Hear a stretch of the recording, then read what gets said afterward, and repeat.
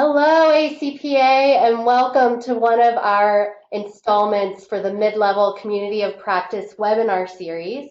I'm joined with a variety of colleagues from across the country who are here to talk with you about making the most of your mid-level position.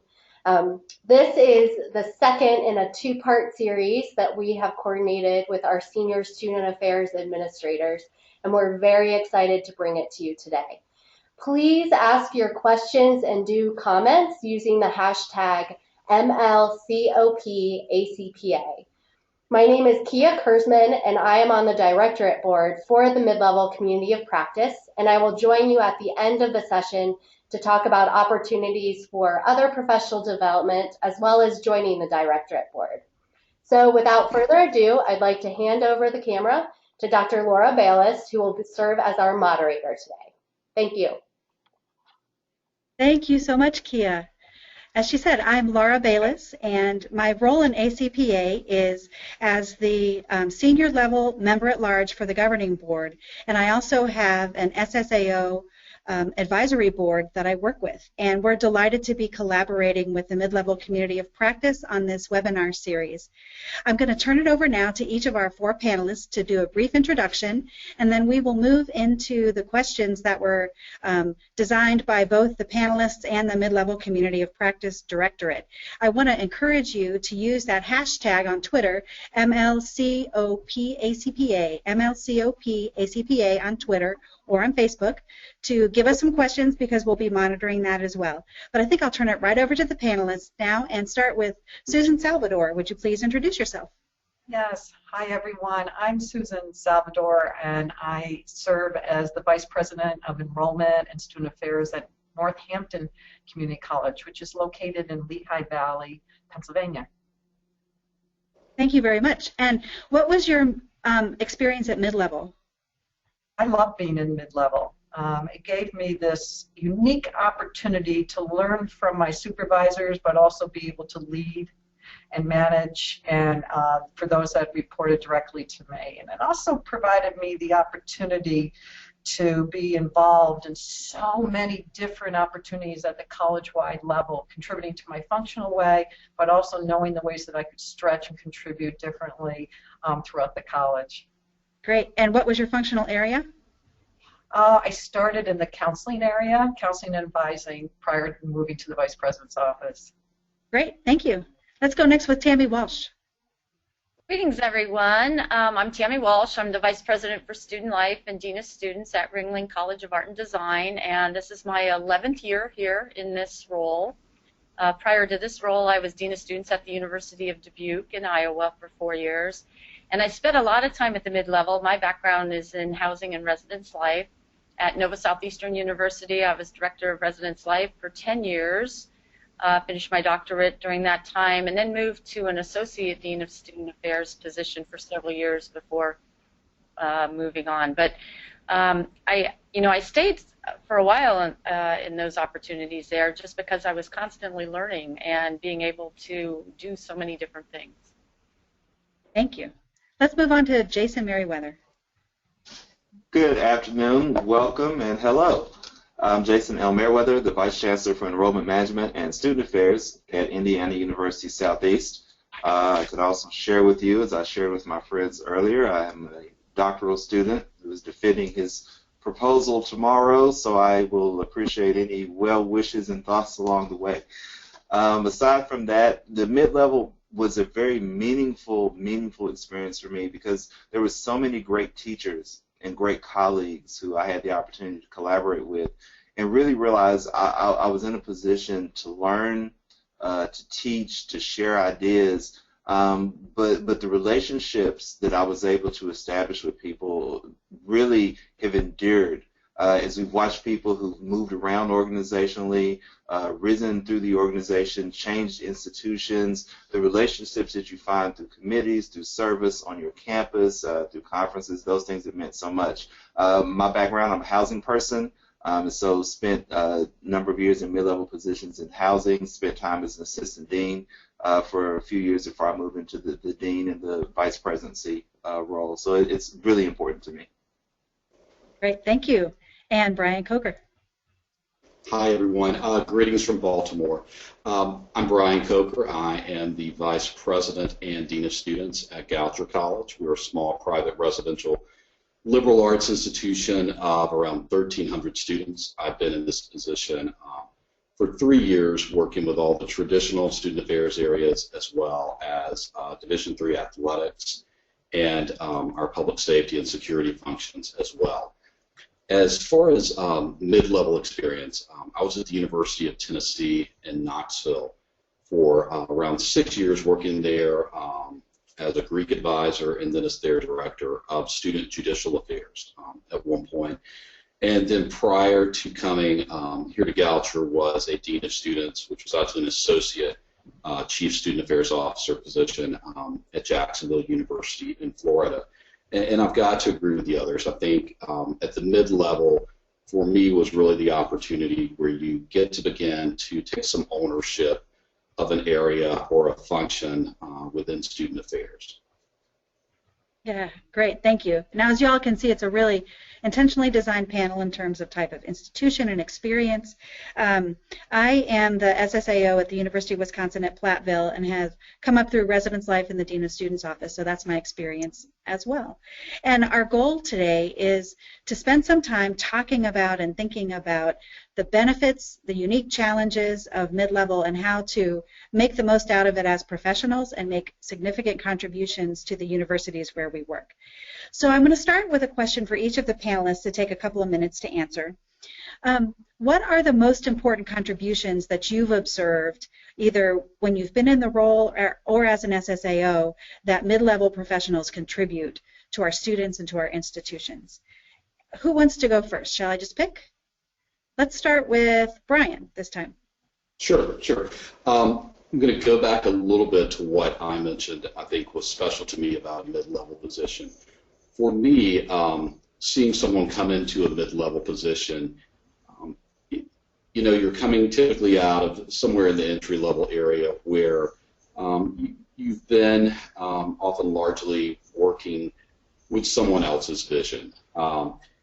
At the mid-level, I think, especially if we're talking about someone at a director level, really around any type of institution, I think it really is that chance to begin to, again, as I mentioned, take ownership for an area, to really take an area through a planning process, through a process of implementing really a vision for the area. And I think the experience is gained there when you have that opportunity for the first time. You learn all the lessons there, the hard ones, and and experience the successes as well. To me, that's been the most rewarding thing, is really seeing folks come in.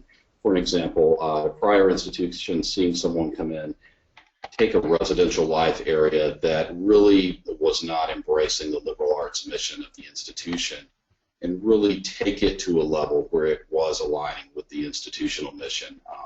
Much more so, and just implementing their own vision. So, and as briefly as I can put it, I think that's, to me, what I've respected and appreciated most from folks at the mid-level. Mm-hmm. Whoever is inspired, go next. Well, I'd like to follow up there with Bryan.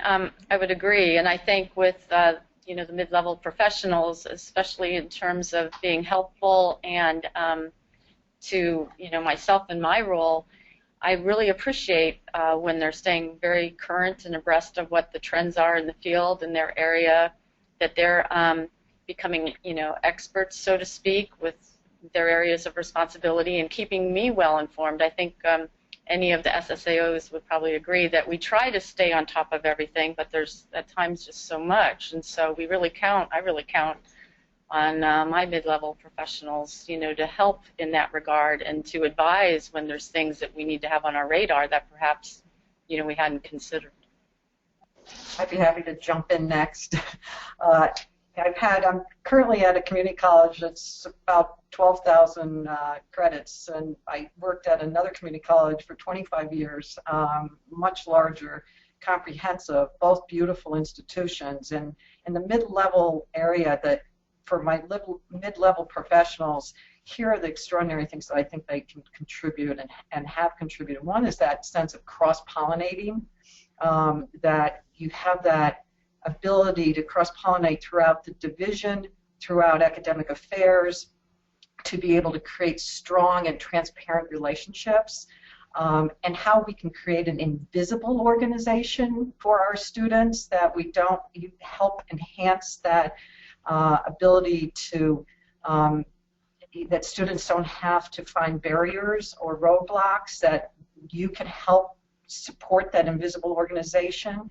I also see the mid-level professionals, just what I was trained in as being a void filler, jumping in, doing it, seeing what we can do, stretching ourselves, that yes, we have these functional opportunities and responsibilities, but where can I jump, fill the void, help in regards to divisional needs, and strengthen the ways in which we use our resources and support our students.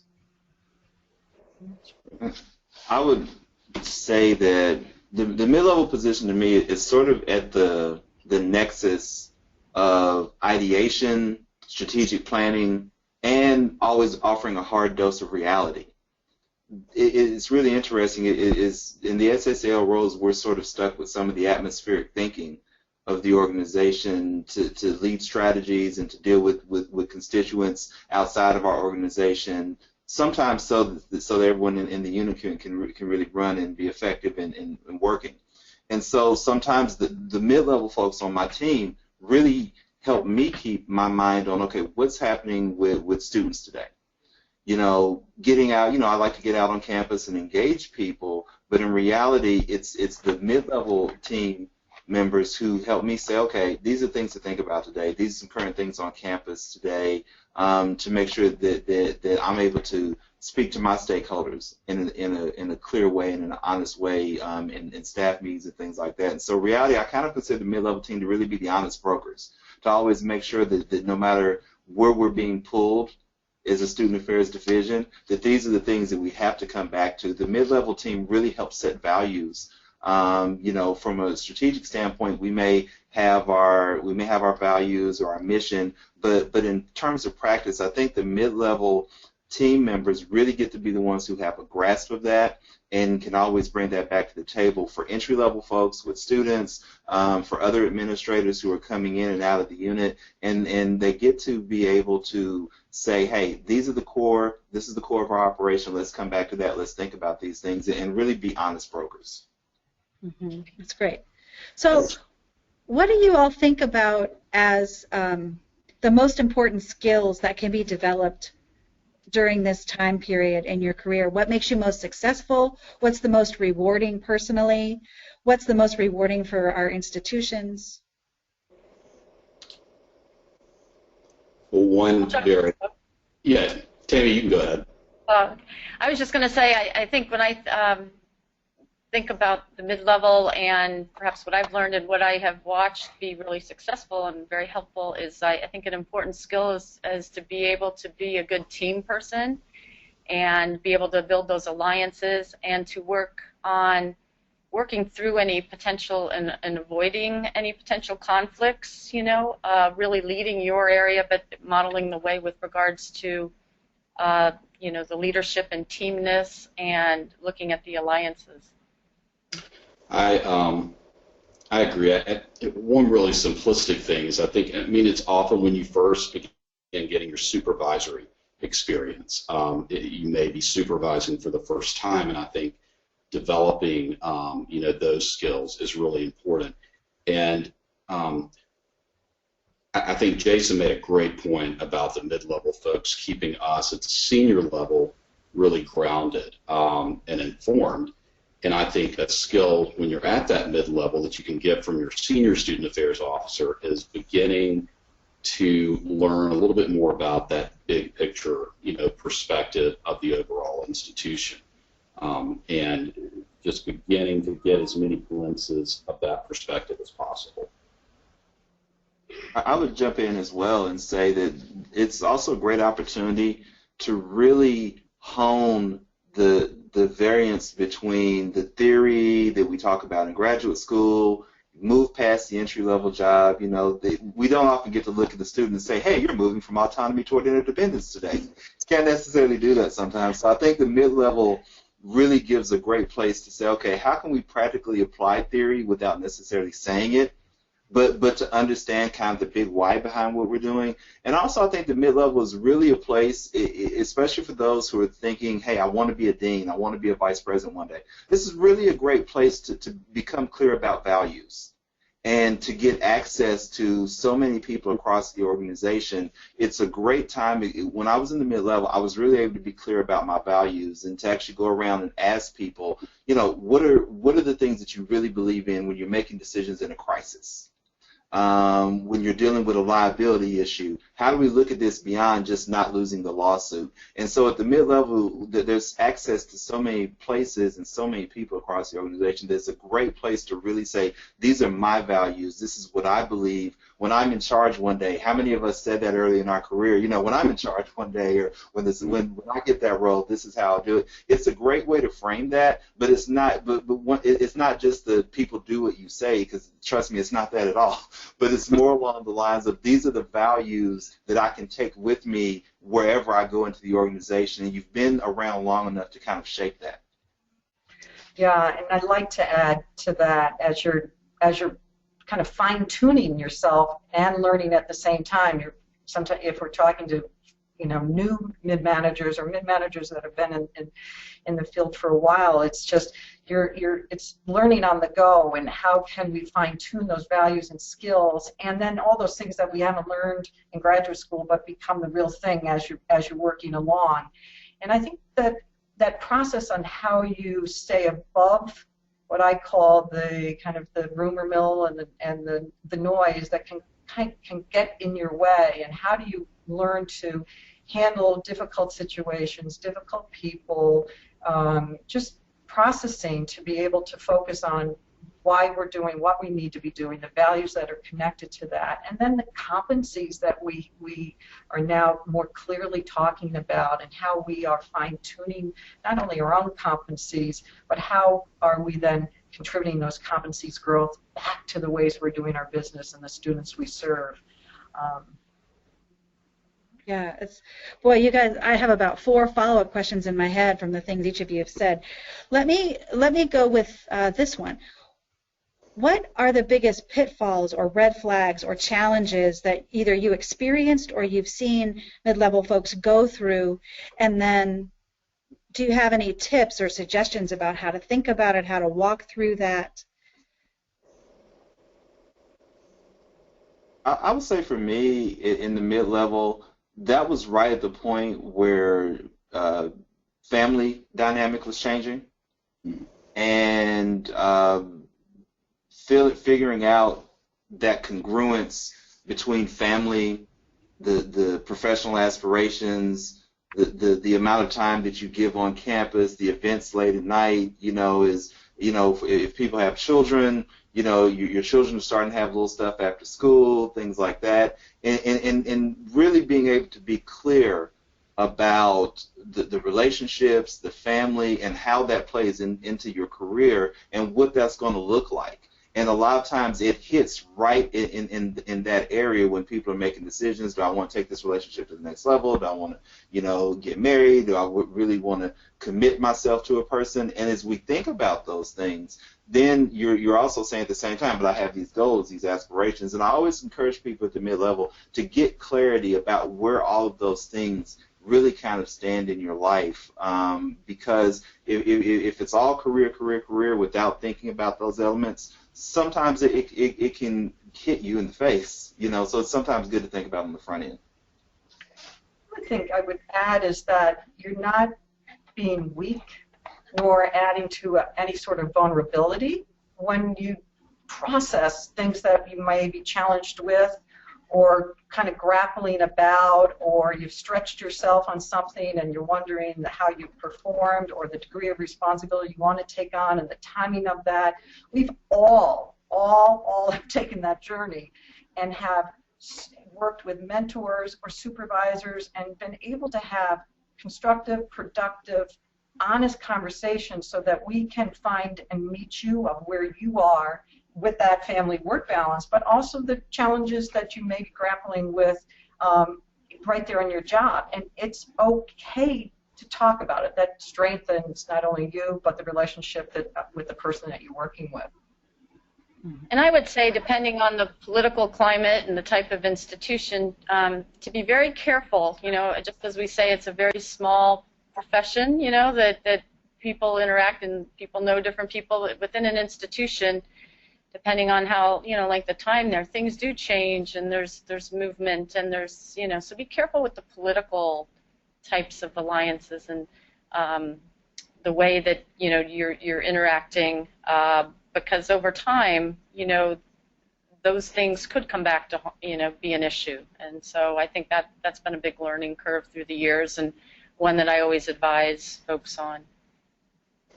I think for me, and I feel like I'm kind of going back to the same theme here, but when you're taking ownership for your own area, but then, working more with the folks at the senior level, I think there's a balance, that is struck when you're new at supervising, when you're new at taking on your own area. You want to be a strong advocate for your area, of course, but then at the same time, you're starting to gain that big picture perspective. And how do you, learning that balance of being a strong advocate for your staff, but also understanding the constraints and maybe, the tug of resources and aspirations that we're all dealing with all the time in the field. So I think every step of the field is such a balancing act. And I think at the mid-level, sometimes that's where you really work on achieving, starting to learn how to balance all of these competing interests. Yeah, you guys have done a great job of articulating the complexity of these roles. In everything that you're talking about, it's like you have to find your balance. You have to, what's the perspective that you advocate for? Well done. We've had a question from the back channel about how do we actually define mid-level? It may be that we're making some assumptions about what mid-level is, but our folks in the audience want to know what are we talking about when we say mid-level? Someone take a stab at it. Well, I think it can probably vary based upon the type and size of the institution. Here at being now at a small private liberal arts institution, I consider for example, I would consider our director, of residential life, our director of student health and counseling, who are, they're above that entry level, maybe even above that assistant associate director level. And again, I'm speaking in a small, liberal arts college type setting right now. Not quite at the senior level, maybe reporting to an associate chief student affairs person, maybe even reporting to the chief student affairs officer at a small private college. But again, for a large public institution, and others can speak to that, that can be, those titles and configurations can be extremely different, I know. Yeah, from my perspective and my life at a community college, I'm looking at it, it's not the entry-level position, it's not the senior level of the directors, and it's not the executive level that with the vice presidents, but the mid-level for me is you may be in an academic advising position, and that's a mid-level position that you could have for many, many years or your career. It could be an assistant director or associate director. It could be in health services that isn't the director but is the next in charge in regards to your registered nurse. So the mid-level for me really wax and wanes in regards to sometimes longevity, but also that range of responsibility, because you're literally in the middle managing a myriad of functional skill sets. I would agree with what's been said. And depends on the type of institution, and then certainly I would just, it's not the executive level, and certainly not the entry level, but there's a lot in between there, as well. You can't always tell by title. I know that some of when I'm doing job searches earlier, there was a whole myriad of like assistant dean of students positions that were really resident directors or other kinds of things, and so you have to think about what the role is in the institution. And ACPA actually does have a definition of mid-level that the mid-level community of practice uses, so I'll just go ahead and share that as well. It's 5 years post-master's until getting to an SSAO position. So this is a little plug for those of you in the audience. If you are 5 years post-masters and not an SSAO, you are eligible to be involved with the mid-level community of practice. So check out the work that they're doing. You're already doing that because you're here. So what advice do you guys have for mid-level professionals who don't manage a staff, who don't supervise? You know, you have talked in some ways about the supervision aspect being a part of it, but that isn't always true. So when you're thinking about those mid-level professionals who don't supervise a staff, what contributions do you see for them, challenges, skills you might recommend that they're looking at? I would jump in and say that's probably a great time to take advantage of the freedom, we'll frame it that way, from supervision, to say that maybe you can learn about budgets. One of the most rewarding things for me as a mid-level staffer was that I had the opportunity to really learn about budget management, got to get connected to some of those things. I was able to connect to technology, really learned a lot about infrastructure, technology, got to spend time with other people to touch collateral areas and that sort of thing.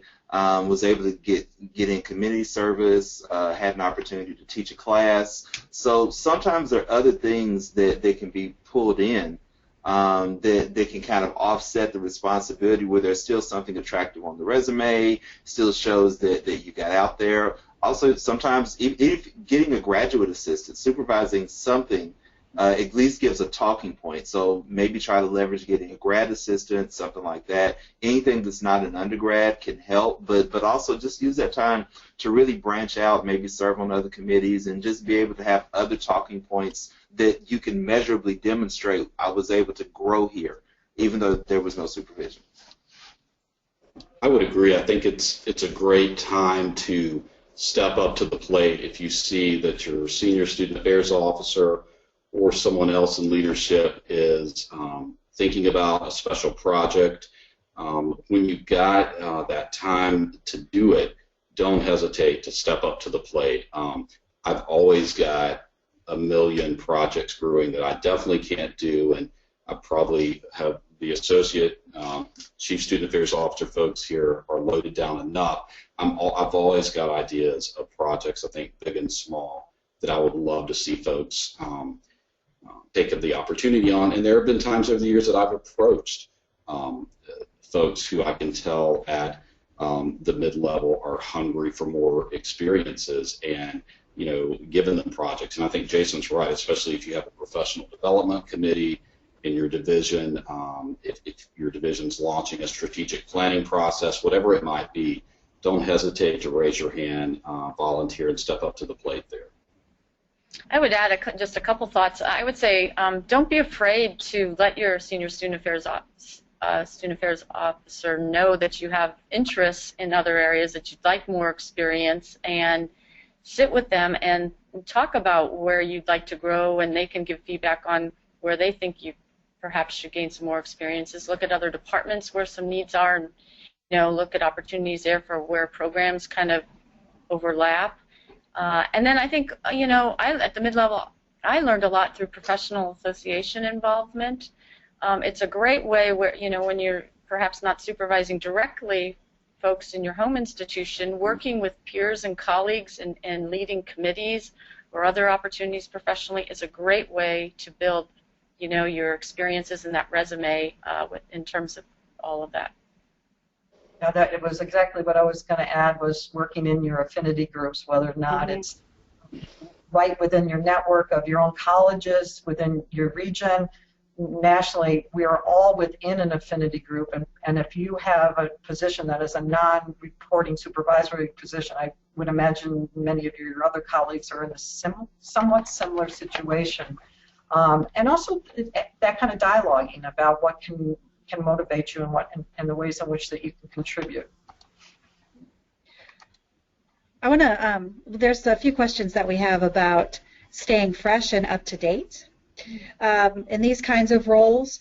So one of the questions that we have is, how do you stay motivated while working on projects or tasks that may not be intrinsically interesting to you but are really important, either priorities for the institution or they just have to happen? Those are all those kinds of things that happen, certainly at mid-level. What do you think? Yeah, it's not all glamorous, is it? There's always those things that, and I think human nature at times is, depending on your working style, you put off what you don't want to engage in, but I think I've personally learned through the years that I will feel better if I tackle kind of the things that, are not as enjoyable to spend time on, and I think to stay fresh in that, with regards to that, looking at what has worked in the past, what hasn't worked, looking at how I solve a particular issue in a more creative way, bringing other folks in perhaps if it's something that's not as enjoyable to accomplish. Things at times are often done better in a team approach, in a group, and then, capitalizing on other people's skills and experience and ideas. Certainly if it's an area like that, perhaps the old way, the way something's always done, there's new, fresh ideas out there, and that's a great way that, mid-level professionals can engage, new ways of thinking, new ways of looking at issues or problems, and laying that out there. I think it's important to ask yourself or do an internal audit about what is it that you're not intrinsically motivated about, and how important is this action responsibility. I know as a mid-level myself moving up, there were some things that I didn't like doing, or I dreaded doing, and I really had to take my self back and say, why is that? Is it just because it is this type of task and it would be that way for everybody, or is it this kind of task and responsibility and I should have different lenses on that? And how do I have a different lens on that to have a greater appreciation and understanding of that responsibility to the greater good, to the integration, to the college, to the value addedness, whatever that is, that maybe I'm missing that because it's not necessarily in my wheelhouse. It's not in that passion wheelhouse, but I have to do it. So that always helped me to be able to have a better and greater understanding. And I would only add to that by saying that sometimes having those skill sets and having the ability to complete some of those sort of grunge work tasks, sometimes it would be surprising how those things impact reference checks and how those things impact the way as a professional that we are discussed, because sometimes there's an old saying about seeing the glory but not knowing the story behind it.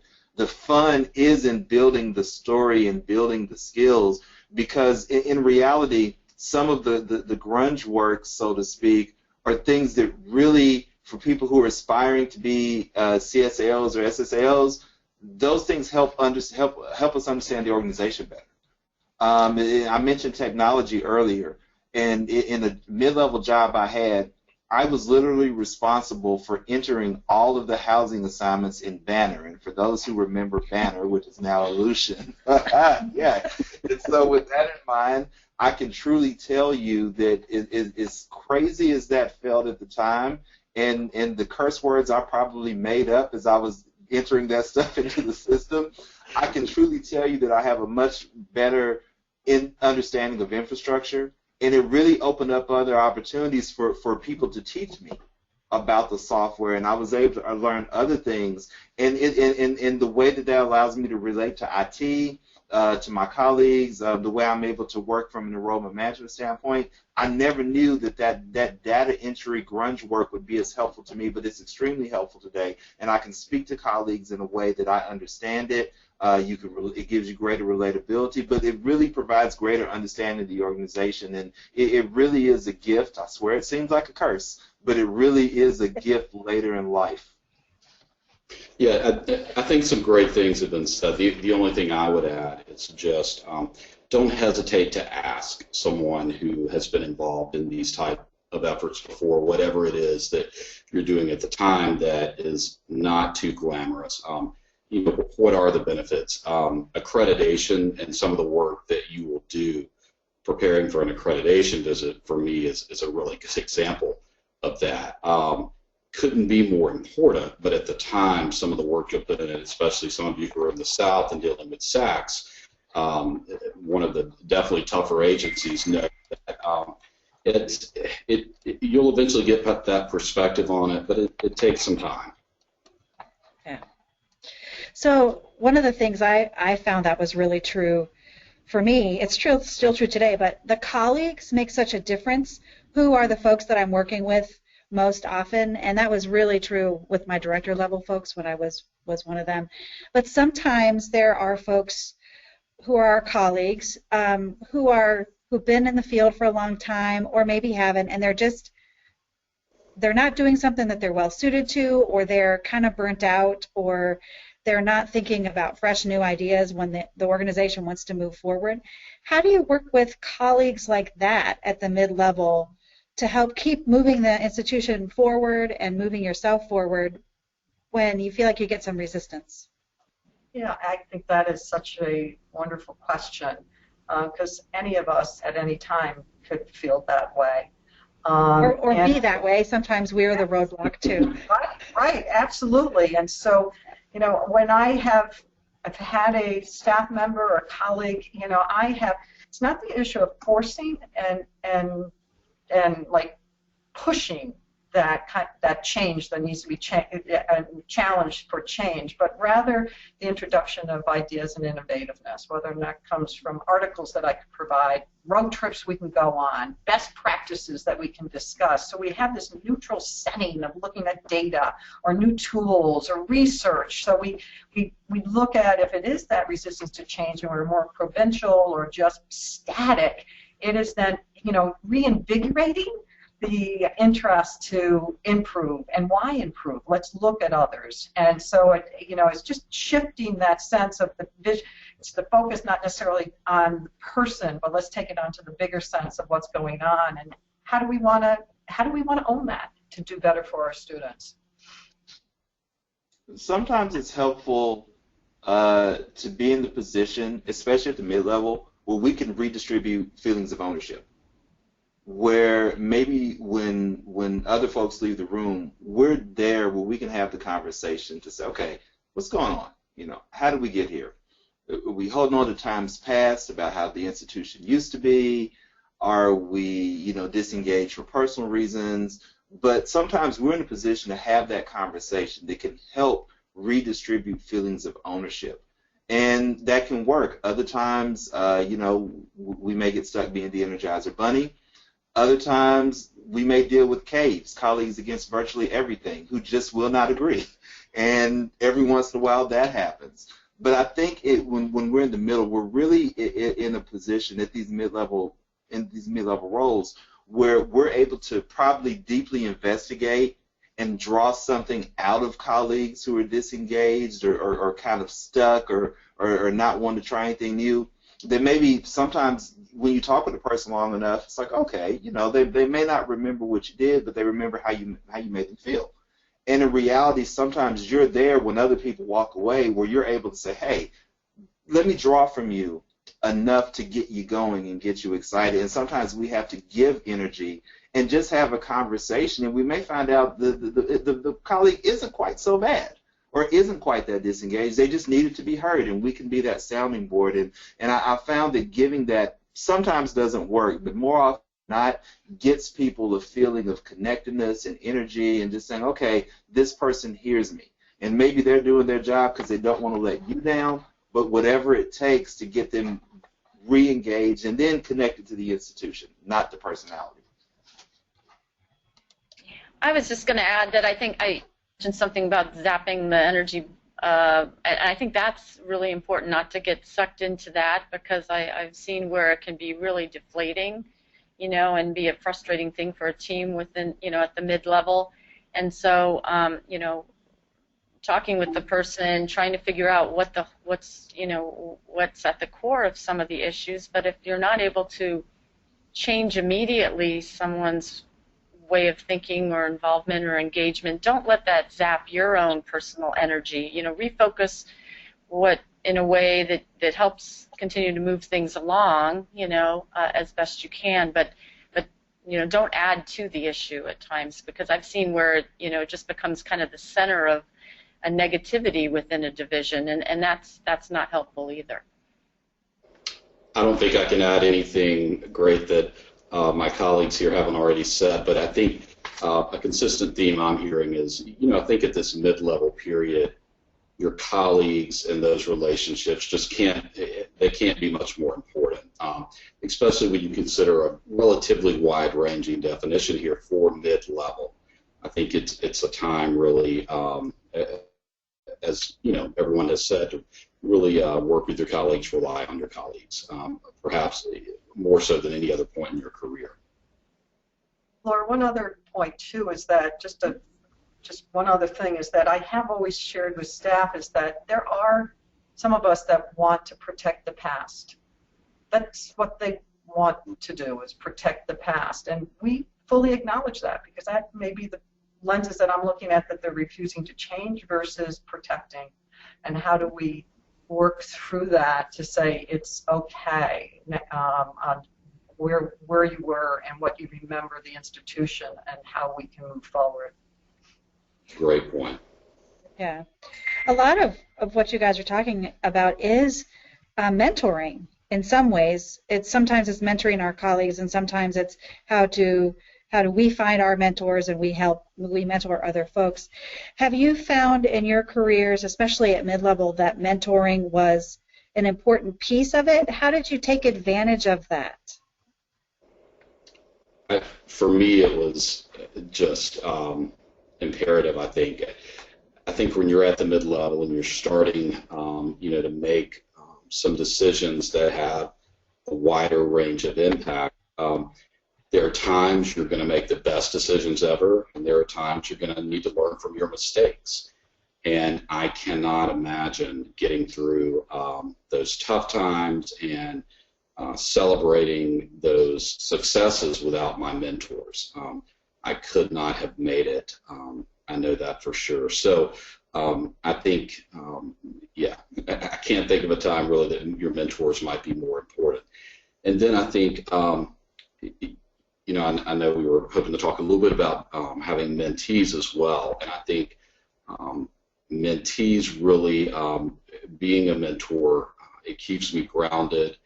It, I think, really helps me as a senior student affairs officer keep things in perspective, perhaps more so than anything else I've done. For me, some key mentors that I have had throughout my professional career, I think, and they were external to the institutions that I was at the time. I think they've helped to challenge me in other ways, different directions, motivate in a different way than perhaps colleagues, mentors within an institution. So, I thought that the external mentor, I think, has been extremely helpful. And then with regards to if serving as a mentor, working with mentees, I learn constantly, and I think that's kind of at times a misnomer, is that we're all learning, whether you're in the mentor role or the mentee. And I think the mentors that I have had would say that, they have learned as well, and it's that two-way kind of relationship that we both feed off of each other. And professionally, I think, that's really, really important. For myself, my mentors have made the greatest difference in my life. There's no sense of being uncomfortable to share the truth, the nervousness, the concerns, the celebrations. It's a safe space. It can be tough love. It's a continual story. It's like a film that just never ends. And I just keep on adding more scenes, and we go back to the scene and the first scene, and that's the beauty about that mentor that you may have for many, many years, that we can piecemeal and look and compare, and it's just refreshingly comfortable to know that you have one or two mentors that you can depend on, whether or not you're in a senior student affairs officer position or mid-management, or just entering your career. And as I have served as a mentor, it goes both ways. My goodness, what I can give and give back in regards to my learning lessons, my speed bumps that I had to go over, my if I look back what I could do or what was great or how I put this together and what I can contribute, and what I get back in conversations is as refreshing and energizing for me that I hope I give to my mentees. I can piggyback and simply say I don't exist without people who have invested in me early in my career, through the mid-level, and today. You know, I have a mentor that I contacted over the weekend, just to kind of talk through some things and get some support, and I don't exist without those. What I can say at the mid-level is really be patient in how we select and decide who our mentors are. I think we can see people on social media, we can read something they've written, and then you run into them in real life, and it's like, oh, you can't teach me much. And then sometimes we can see people that we never see coming, and those relations just kind of happen organically and develop and build. But for folks at the mid-level, we're all going to have people that we've brought with us to this point in the game, and we'll pick up other people. But really be patient. Observe people for a while. Take time. I think we have the opportunity to pick our mentors, and our mentors have the opportunity to pick us. It's not one of those things where you meet someone and, okay, I've known you for 10 minutes, will you be my mentor? It's something that's established. It's based on observation. It's based on what I call say-to-do ratio. I've had people offer me really interesting advice, and I've thanked them and moved on. And I've had people offer me really great advice that has probably saved me from many things. And so saved me from myself even sometimes. And so with that in mind, I think it's a process, establishing those mentor relationships, and really take time to observe people for the congruency between who they say they are, who they may believe they are, and what they actually do.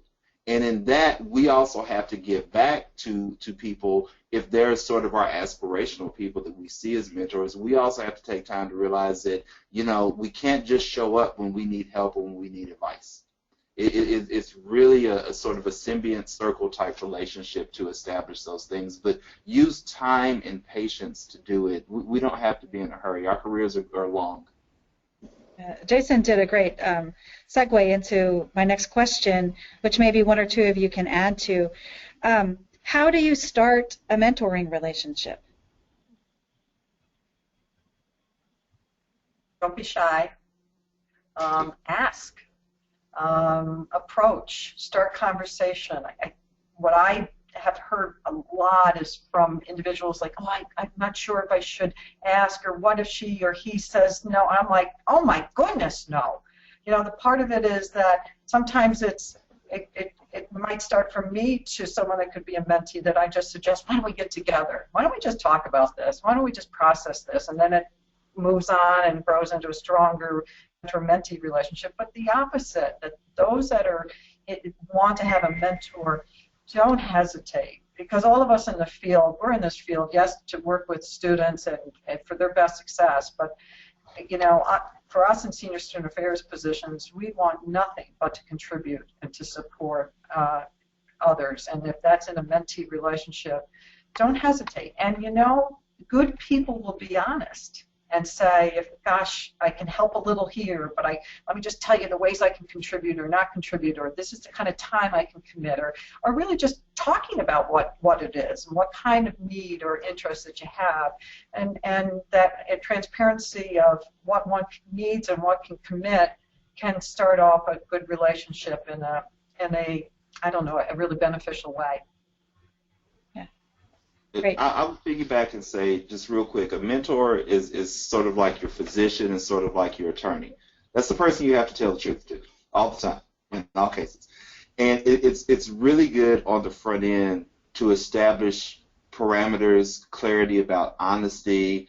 What are the type of things? I have different mentors, different people for different situations. I have my people who I can call if I'm stuck in a fiscal quandary, if I'm really thinking about something with staff and team, versus those who I may call for advice about, parenting, things like that. But I think it's sort of a 360 thing, but I don't think any one person has the answers. It's really good to have a few people that we can reach out to. But always say up front, just to piggyback off Susan, I need you to brass tacks me. Tell me what's pretty, tell me what's not pretty, and be willing to take that and hear it and receive it. Because if a mentor is not telling you something to improve on, you may have the wrong one. So be clear about that on the front end. That's such good advice. I want to go back a bit to when we were talking about how you balance everything. There's some energy on the back channel about some more personal related things. So one of the questions is, how do you manage either dual student affairs careers or all of the complexity? You know, Jason had talked before about you get to a certain stage in your life, which is often at mid-level, where things get really complicated, personally and professionally. Any advice about managing all of that? Significant relationships, kids, multiple careers. I'll leave it there. I'll listen to my wife.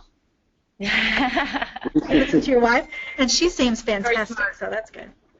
I was going to just say, I think, you know, at the mid-level, you worry a lot. I mean, you're working hard on your career, but it's so important to take time for you and take care of you, because if you're not taking care of you, then you're not going to be good for the people that you're working with, for the students ultimately. And I know a lot of it is feeling guilty about, still wanting to have a life, but it's so important that you find that balance, and that if you're in a position where you're feeling pressure to not have that balance in some way because of demands on you, I think it's an important time to talk with, your senior student affairs officer, your direct supervisor, about how you can manage that and how it can be okay, or to within your division have some of those conversations too.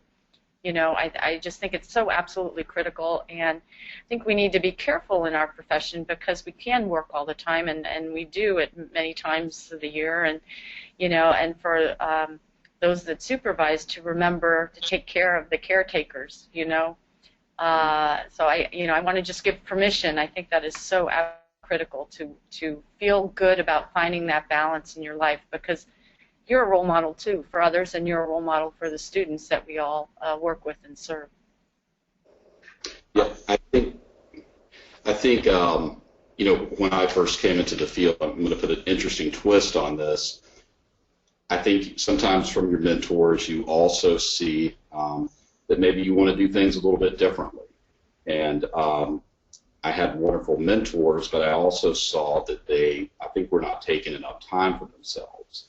And so a foundational part of my career has been to really work to achieve that balance. I'm a father of 4 now, ranging in age from 2 years to 14 years. And so, and I think most would tell you I balance it pretty well. It's not always easy, but I think it's something we need to be modeling for our students and for all the members of our respective divisions as senior student affairs officers.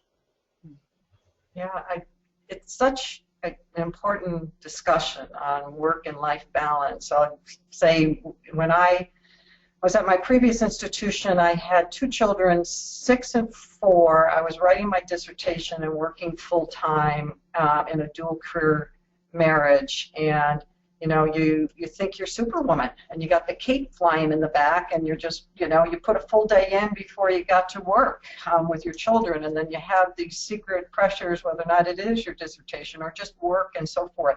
So advice is you're not alone, and whether or not you're a dad in a dual career or your mom or whatever, you're not alone, and talk about it. The other thing is that what can you put on a shelf? Just putting pause to it. I literally had to realize, when you're doing X, you may only be a certain percentage of people that are doing the combination of all of this. And what is it that you can't keep up with anymore? That it's okay. Just put it on the shelf, put it on a pause, so that you're not trying to do everything that you used to do, plus more, plus the demands. And and that's where it just gets overwhelming. So give yourself a break and see where you can just that. Give yourself some. I'm sorry, I thought you were. Go ahead. I would add to that I repeat, listen to my wife, but 2, since she's not watching, I can have my own opinion about this for a second. One thing I can say is that it really, we throw this word intentionality around. We bandy it about in the field. We're intentional about this. We're serious about that. I think that we have to really make some promises to ourselves and keep them about our priorities. I'm a parent. Our children play sports. They do all kinds of stuff, and people always, they'll see stuff on Facebook like, "Wow, you're at your kids' games, and you were just at work," and da da da. And it's like, well, that's important to me. It's also important to write a dissertation and to do those other things. But also, I've been very fortunate that I've worked at institutions, especially at IU, where family can be a part of what's going on. We can bring kids to games. During Halloween, our fraternities and sororities have a trick-or-treat, and my kids get to come up here. And those are the type of things where there's some connectivity and some interplay between those worlds. And I think that at least for me, that's been very helpful, where it's like, okay, I'm not going to go home and turn off work, because none of us can do that from entry to mid to senior level.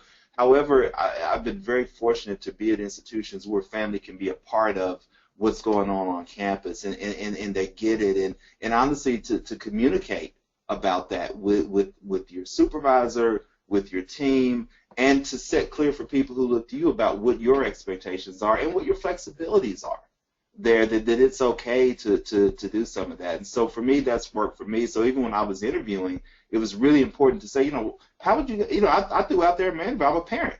How do y'all feel about seeing my kids run? If I'm at the midnight breakfast and my kids are running around the library, I mean, how do y'all feel about that?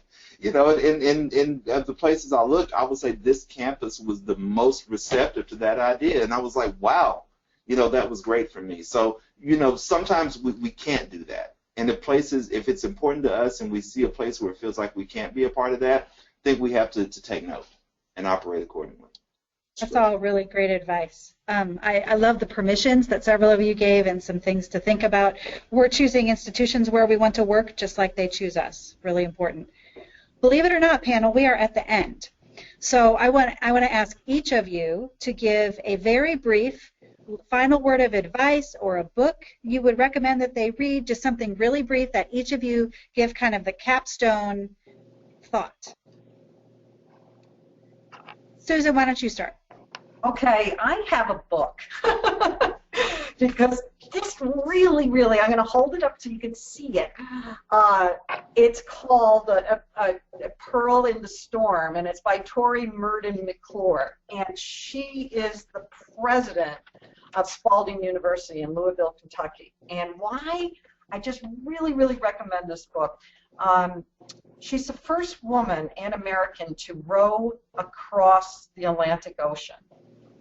And she also skied to the geographic South Pole. And she took this journey across the Atlantic Ocean alone to address failure and recovery, to explore within herself this intrinsic sense of how to take care of ourselves through storms that twist our lives, and then the pearls of wisdom that guide us.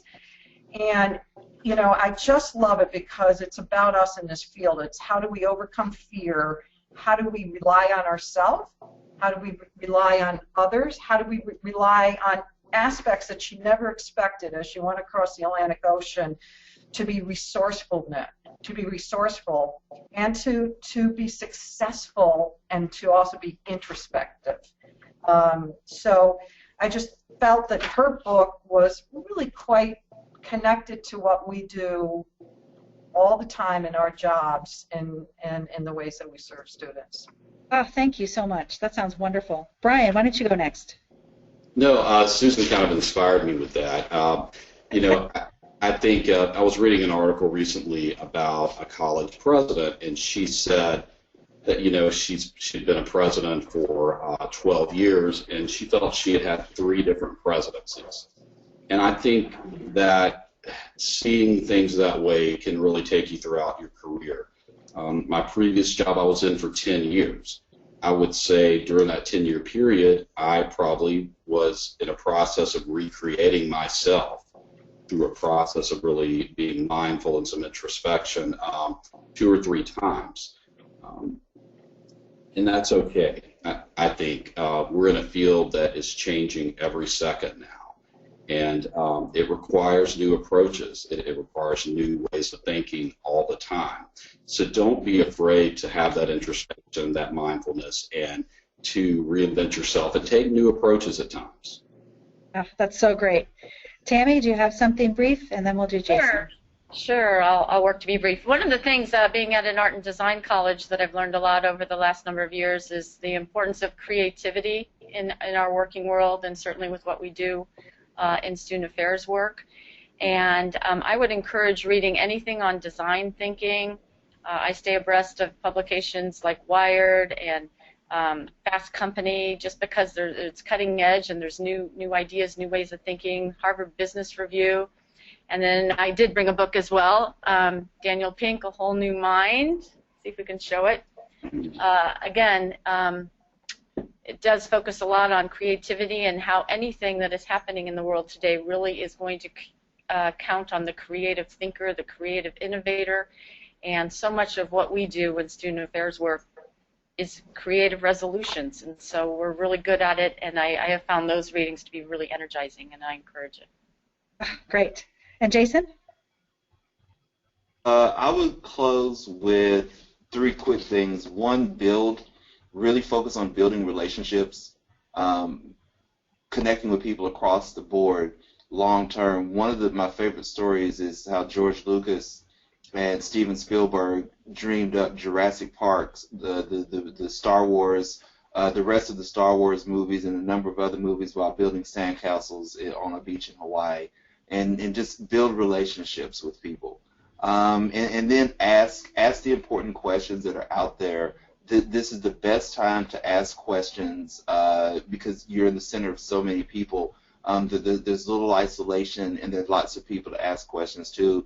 And although I've resisted the temptation to run across my office to the bookshelf and grab a book, I'll just say read, period. It's really important to be reading. Read the Chronicle.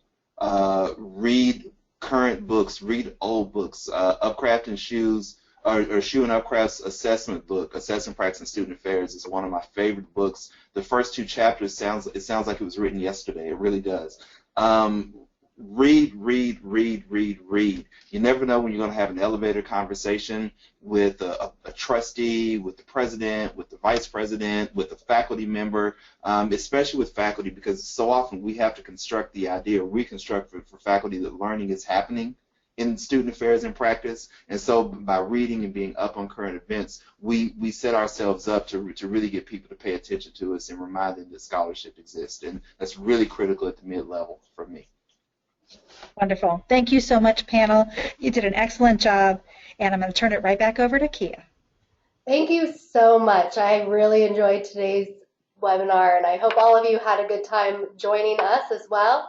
On behalf of the mid-level community of practice, I did want to do one plug for our last webinar in the professional development series for this year. It will take place on Thursday, February 18th. At 1 p.m. Eastern and 10 a.m. Pacific time, and it's called Advanced Mechanics for Supervision at the Mid-Level Professional Position. It actually sounds better than that. I'm reading badly today, so I'm sorry about that. And I do also want to say, if you're thinking about joining a professional association or getting more involved, we are accepting directorate board nominations for the mid-level community of practice. Some of us will be rolling off, so we're looking for some really great people to fill our shoes and continue types of webinars like this and other opportunities. We'll also have an open meeting at the convention in March, so we hope to see you in Montreal. For those of you who didn't get your questions answered, some of them were already answered at our previous SSAO webinar, which was Moving Up the Ladder, and it was posted on our Facebook page, so please check that out. We'll try to repost that as well, because many people ask questions related to that topic instead of today's specific topic.